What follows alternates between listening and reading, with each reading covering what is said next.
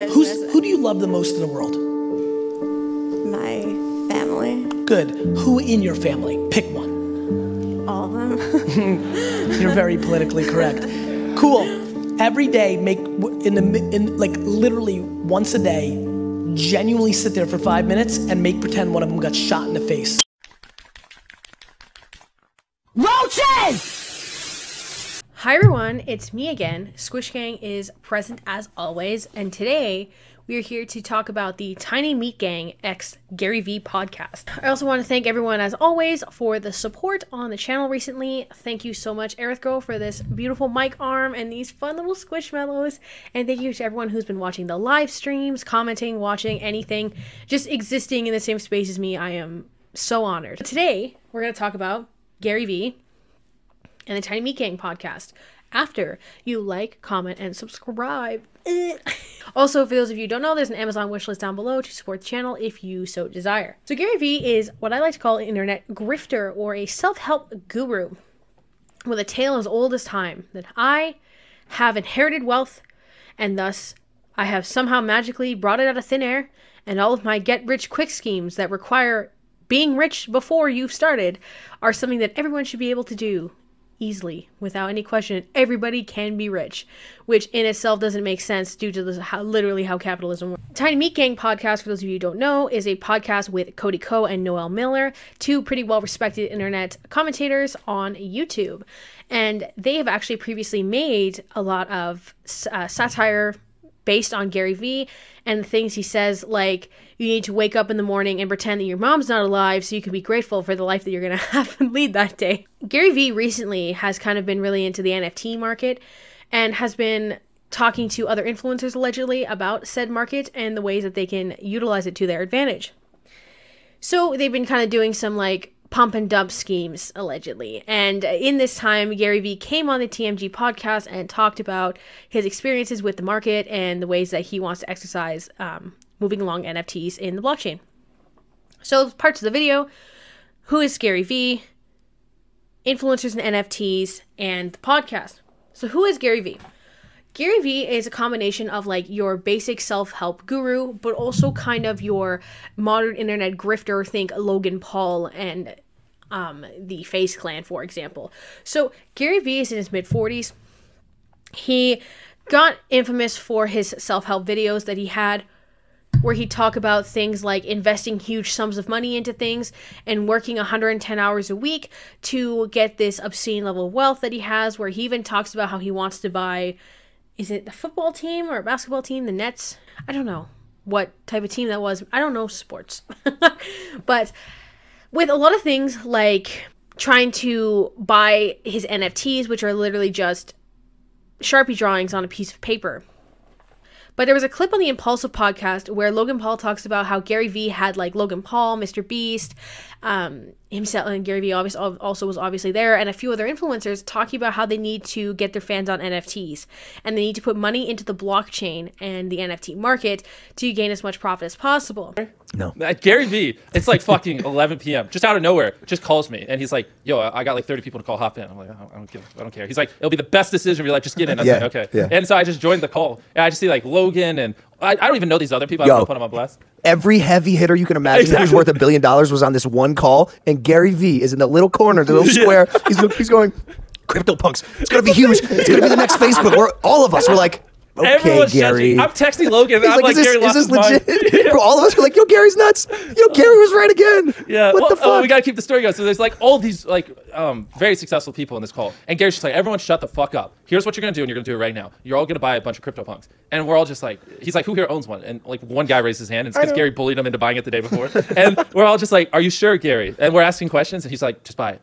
I was just so pulled by his like conviction that I bought a bunch. Wait. Yeah, I bought quite a few. How many? I don't want to say, but I bought multiple ones. Yeah. Well, bro, are you in double digits, Punks? Just shy.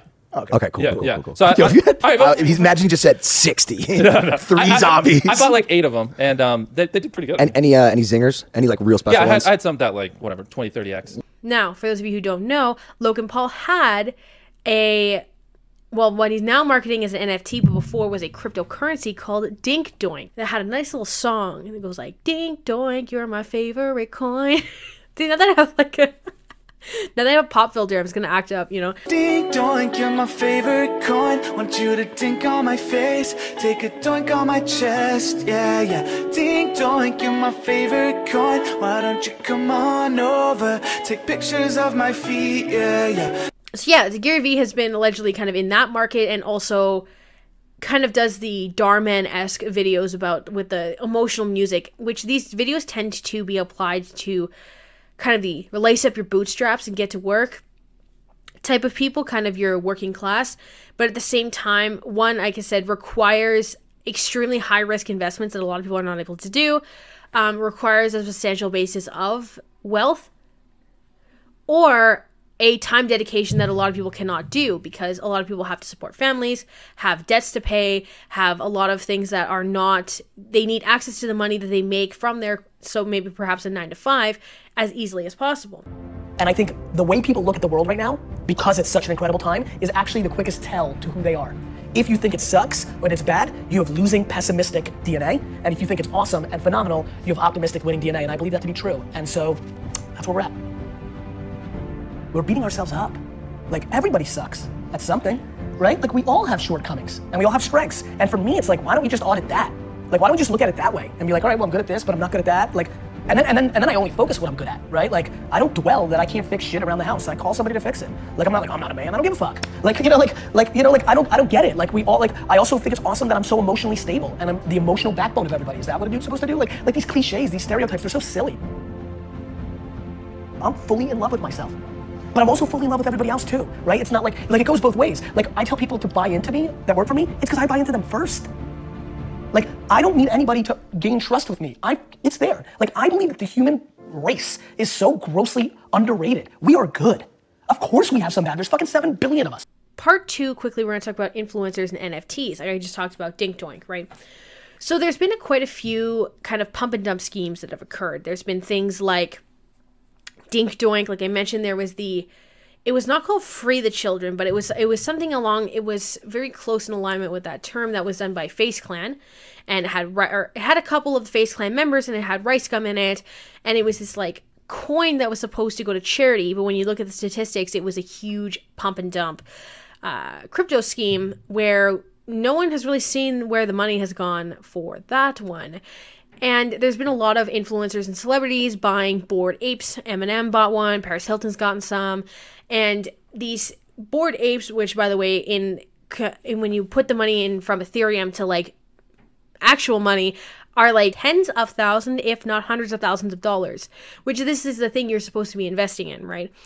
And there's very little rules and regulations around the crypto market and the ways that influencers are able to promote it. This is kind of that same risky gray area like Twitch gambling as well that people have been taking huge advantage of recently. And Gary Vee is someone who works off of shock marketing. So being able to sell a Sharpie picture of a shoe for upwards of hundreds of thousands of dollars and at certain points or certain transactions, depending on which ones are the most popular. I can't remember off the top of my head which ones they were, but he's able to sell these things that are seemingly worthless for so much money. So that's telling you, in his idea of how he's twisted it, it kind of tells you how easy it is to be able to do something with what you've got, for lack of a better term. But at the same time, if I draw a smiley face on a piece of paper and put it on the blockchain, I don't think that will do well for me, because Gary Vee will ignore in these pitches that he makes his name being attached to things and the fame that he got that is letting him get to this place. This is something a lot of these influencers will ignore when talking about crypto and NFTs, is that one, the amount of substantial wealth that they had to put into that investment in the first place and the privilege and access that they have to the money that they possess. Two, that their name associated with it is how they're able to make money, and the trust that people have in them and that connection of audience to persona is how they're able to get this money in the first place and sell these pump and dump schemes. And three, they're working on the backs of this low regulation market. Influencers and NFTs have kind of been something that you either love it or you hate it, right? You're either Logan Paul trying to plug Dink Doink, or you were, I guess, what used to be Cody Ko and Noel Miller making joke videos about it. Right? So if you go like Ethan Klein, let's say in H3 podcast, they dunk on NFTs all the time. They can't stand them. Nick is Not Green, I believe, has made videos about NFTs. Gary Vee, things like that. There's been a lot of videos of influencers and NFTs and this kind of problematic exchange. There's even been, if I remember correctly, and if I'm wrong, I'll take it out, but there's been crypto scheme, like cryptocurrency MLMs targeted at men. This kind of just gives the same energy of like the Avon moms to their daughters as kind of these like male influencers to their audience with the NFT and the blockchain. And I know I'm about to have dude bros in my comments being like, you don't understand the blockchain. You're just a dumb woman who doesn't know how investment works and blah, blah, blah, blah, blah, poor bitch, blah, blah, blah, blah, blah. You know what? Sure. You know, I don't have the privilege to dump out all of my money into a high risk investment. I don't. Because which you've seen even recently, there have been substantial crashes in the cryptocurrency market and things like Dinktoy that are pump and dumps. You'll lose all of your worth as soon as you put money into it. And because it's unregulated and I don't have the ability to do that, I have not invested in it. There's a difference between investing in the stock market as it stands, which even then is often pretty high risk, to NFT style investments that they do now. I think my problem with it is how they market it as something that is so easy and almost seemingly effortless, as if money as if the money you have to put into it almost doesn't exist. That they're taking advantage of like this idea of like the disposition. So I read a paper recently in one of my political science courses, and I'll put the name of it in the title or up here, but talking about this kind of way that poor people will both want to be but despise people that are wealthier than them. And they're working on this dichotomy of like the loving and hating of rich people versus like the reality of the market and how the rich people are able to take advantage of it on the expense of everybody else. And that's how Gary Vee's whole system is taking advantage and working on that like lust for wealth that poor people have, because that is such a huge stressor in most people's lives. You know, I would love to be able to wake up and not have to worry about my bills. You know, even a majority of this channel is a lot of my equipment and stuff like that is off of the kindness of other people, because I don't have the resources to build an empire like someone like Gary Vee did. Because even Gary Vee was an immigrant, and his father was an immigrant as well, obviously, because they brought him over. But the father's wine company had Gary Vee in a decent place once he kind of grew up, right? So there's this, you love them or you hate the NFTs. This is the same play of the societal structure of you hate the rich people, but you want to be them so bad. And most people will make commentary videos like this going like, don't fall for this. You know, they're taking advantage of your desire for wealth on their own merit and off of your believing in them, off your ability to believe in them, and in result is screwing over a lot of people. But Gary Vee's on the other end being like, well, a few people have gotten success and wealth. We're going to pretend like that's most of them.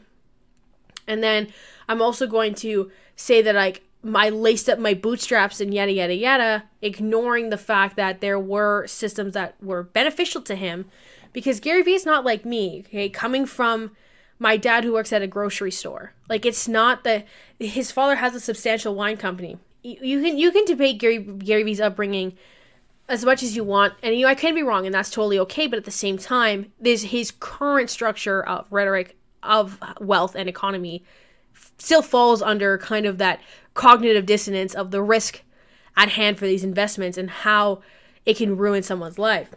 Part 3 is just a podcast analysis, like point by point of the podcast.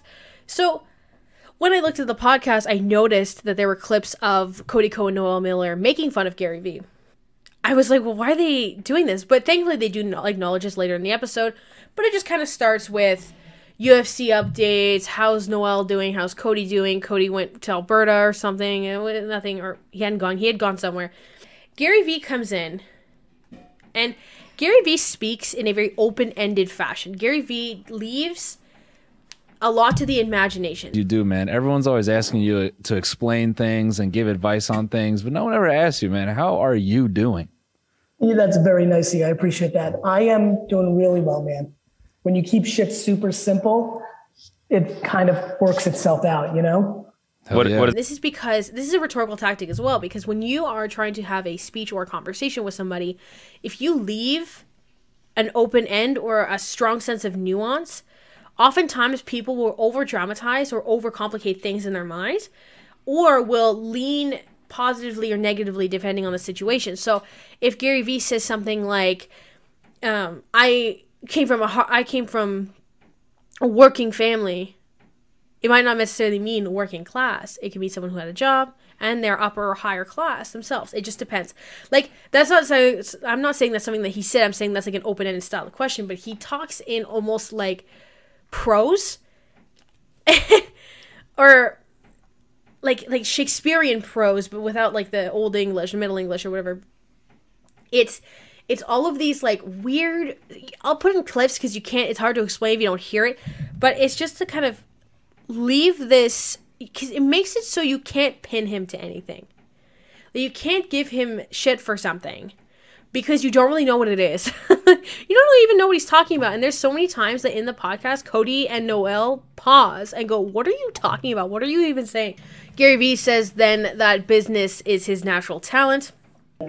The business stuff is like, I love doing it. I'm so lucky that it's like my natural, you know, I always think of like skiers or painters, or like, I genuinely believe like if you're truly an entrepreneur, like I'm old, you guys are youngsters. I'm 46. When I was coming up, entrepreneurship wasn't even a fucking word. I never even heard it. Mm-hmm. And I was trying to sell lemonade and sell baseball cards and go to garage, you know, like it was what I liked. It was my craft. It was like my art. So the fact that I like am good at the thing that I naturally like doing the most is such a fucking, you know, you're just, that's like luck of the fucking DNA game. When people say business or natural talent, a lot of the time it's the ability to work within a certain group and have the possibilities of exploiting certain audiences. That's what I've kind of noticed. I find that Gary Vee's way of setting things up is very exploitative, especially because when he says things like, I value my inner circle, and that people who make videos on me tend to be at malicious intent. But I can tell you two are talented. Cody and Noel. People who have a podcast on their same, like off of their namesake, called the Trillionaire Mindset. And people who have invested in these things. I know you guys are nice though. These other people, like this stupid girl sitting in her room with her Squishmallow pile who's making points about how the investments are risky and maybe not of value to everybody, she has hateful intent and malice. Even though he's not understanding that I'm making this video from a point of just seeing what he might be talking about and an interesting kind of podcast episode that I've come across, right? My inner circle, there's nothing I can do that they're not going to make fun. It's actually why I love the shit. Like one of the reasons I couldn't wait to like do this with you guys is like, I'm so ridiculous as a communicator. Like, I think I'm the greatest fodder for like laughs. And so me and my boys are that way. Saying that it was basically saying like you lose out on opportunities by making fun of them or being negative. And then you said had to do it. And I just want to know, do you hate me? Oh, I'm sorry. I sent that to like 25 people that I had just talked to on DM. I meant had to do it to society. That wasn't just to you. Oh, like, this is crazy that I'm subject matter for talented people. And two, if you fucking take yourself so fucking serious that you don't see when people that actually have talent are doing shit with it, that you are so insecure that you get mad or upset, you're a fucking idiot. Damn. Damn. Like for me, the stuff, you know, because you guys do so well, the stuff that I've seen, first of all, it's very easy for me to see who is talented and being creative versus does somebody have malicious intent and wants to hurt somebody. It's just, I don't know, for me, it comes very natural. So he's saying, like, Gary Vee saying that he values his inner circle, and a lot of people who make videos are hateful and just trying to get kind of clout off of him, right? Even though all of his business positions are clout-based themselves. There was a clip on the H3 podcast as well that I saw that it was when I was looking at Gary Vee that someone was at a basketball game and Gary Vee wore like a neon orange shirt and was like waving at people in the crowd. Like Gary Vee will have this, like he needs to have people see him because he can get his message out as far as possible. Also, Gary Vee is a linguistic chameleon, shifting his vernacular to a more Dipbrow set, which is interesting hearing him talk like that because I don't usually hear him say things like that. He was very casual and tried to fit Cody and Noel's kind of dialect in order to seem like someone relatable and friendly to their audience. He's just trying to expand his own growth, right? And I understand that that's the premise of a lot of interviews and videos and things like that. But when it's a certain level of like, when you're trying to sneak into someone else's audience as an expansion of your wealth directly, because you talk about the benefits of NFTs and how young people need to drive the blockchain and whatever. Like that, where you're like, because it makes a great clip. Yeah. Code, you know what? For me, on some real shit, this is like what's fun. Back to like the friends we were talking about. The funniest shit is like all my friends were like, man, I wish the world knew that you've been doing this shit. Like I've always been ridiculous in my metaphors. Like I don't really have a different gear. I'm different contextually. If we were sitting down for an hour and you're like, hey, we want to really blow this business out. Yeah. And like, how do you think about what, like, you'd be like, whoa, that's a different Gary than we had on the podcast. Cause I go into like operations mode. Right. And we're like, you know, it's like a different, the context is different. Yeah. But in general, like talking differently has really been who I've been my whole life. Mainly because I failed every class and I'm not well read. I had to almost make up my own language. Right. Gotcha. Gary, you know, I'm gonna say the rate at which you can talk and the type of, you know, metaphors and stuff you can put together, I think you could rap very well. I think. Well, bro, now you're talking about something that is the great devastation of my life, of something that doesn't matter. I love hip hop rap so much. Yeah. I feel like I see what you're saying too. Yeah. Real rappers, like real guys and gals say it to me, but there's a devastating last piece. The sheer lack of music ability I have in any shape. We're on the same page there, bro. Me and you are on the same page. I somehow met. Then Gary Vee also says that everyone takes shit too seriously. Even though, like I said before, he's the person who says, like, wake up and pretend your mom's not alive so you can be thankful for things. He also reduces a lot of people's traumas by saying things like, well, you know, you have it bad, someone has it worse. Which, again, is a reductionist way of saying things that I don't appreciate. He says metaphors are dangerous, and I'm a metaphor fiend, which was really bizarre. He also says that he had to do it to society to, like, be extremely wealthy. I want to make enough money to pay my student loans, and I want to have enough money to afford rent. But, you know, whatever else comes in, I'm not trying to build this, like, multi-million-dollar brand that specifically kind of works off of other people's kindness and investment, because also the gravity of the investments that he's kind of striving for are out of reach of so many people. Yeah, because he literally said the dumb shit that people cry about. And they started talking about Polo G and like Smooth Criminal covers, and that was really weird and off-putting and didn't really make sense. And then Gary says that he spams people's DMs on Instagram with like the same messages and just tries to get the vibe off of people. This is what I was talking about, right? Gary Vee only wants to expand his reach. There seems to be very little authenticity. That was like the whole vibe I got from the podcast too, is it felt very inauthentic and disingenuous. Like it felt like all he was doing was trying to be like your friend's creepy dad who tries to be cool so he can hang out with teenagers. Like that's really what it felt like. At 45 minutes in, he says, if NFTs aren't a win, I will have hundreds of hours of footage to make fun of myself. My life is filmed out. And I also like being right and wrong. I love the merit of the game. Like sure. I love the game so much. Like it's fun to be like, oh fuck, I was right about, like I secretly like wonder like, man, if NFTs don't win, I'm gonna have unlimited film to make fun of myself. You know? So I think it also in a weird way by filming puts me in a position of accountability of being sharp. And then finally, you know, being known, you know, I'm an entrepreneur. Being known leads to business opportunities, right? Like I want to have business opportunities. It's my game. And the more I put out good shit, the more I'm right, the more that leads to people being like, fuck, this dude know what the fuck he's talking about. Maybe we should do business with him. And that, you know, that's my craft. And like I said, it's like as if this falls, if NFTs fall, it doesn't ruin the lives of so many people outside of you who put faith into those investments primarily. Which, you know, you can call them stupid or whatever, but it's like when people don't have that initial ability to access and they have faith in these people, these are things that can happen. He talks about wanting to buy the Jets. So it wasn't the Nets. I'm so stupid. I'm so stupid. It's the Jets. Yeah, and then he says he has the very, like, he has the standard. I tied a video about how the Ace family are the modern American dream, right?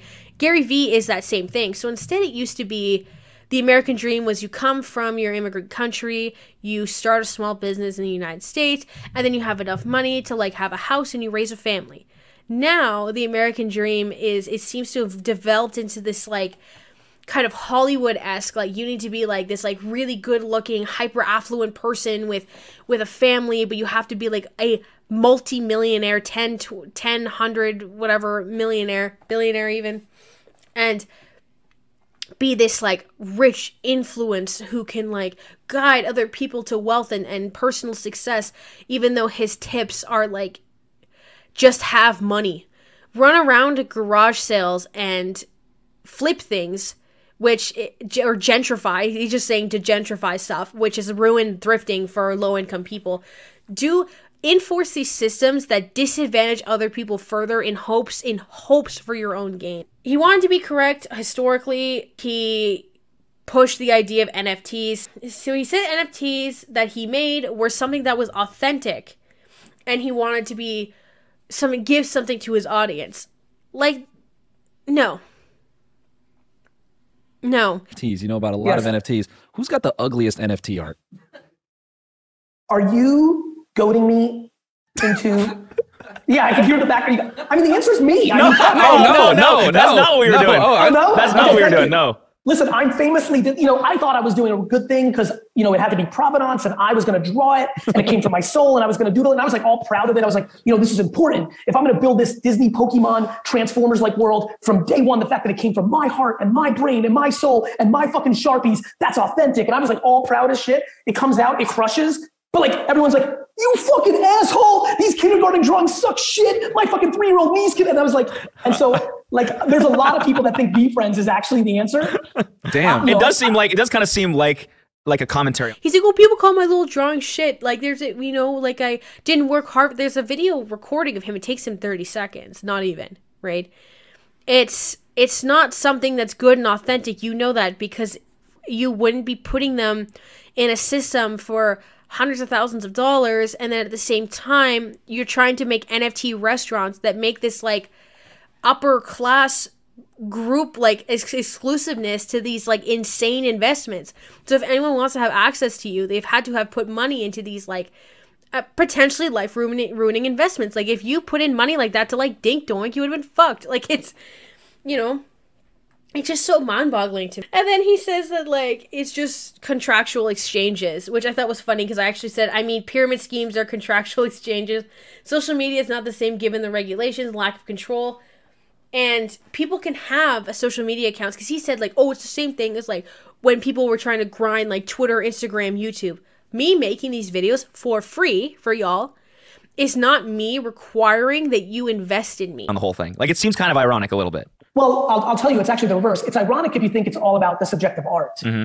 It's incredibly not ironic if you understand what NFTs are, which is contractual utilities that can do so many other things, that they are the gateway to my conference. When I build my IP, when I build my Disney World and the original Be Friends is lifetime pass, people are gonna be like, oh fuck. Like people don't understand where this world's going. They're underestimating it the way they underestimated YouTube when I was there day one in 06, the way they underestimated the internet, the way they underestimated Twitter, fucking TikTok. It's all the same shit, bro. People underestimate the new because they don't have enough curiosity, confidence, or patience to see it through.